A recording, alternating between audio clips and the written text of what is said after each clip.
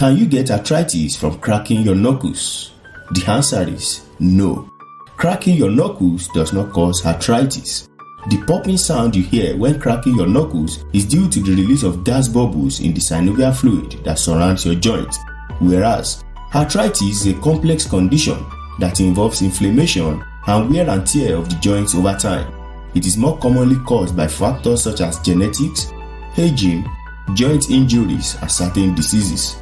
However, habitual knuckle cracking may cause some temporary heart discomfort or swelling, so while it is generally safe, it is a good idea to avoid excessive knuckle cracking in order to prevent any unnecessary discomfort. For more health in a minute videos like this, subscribe to ABC Tutorial.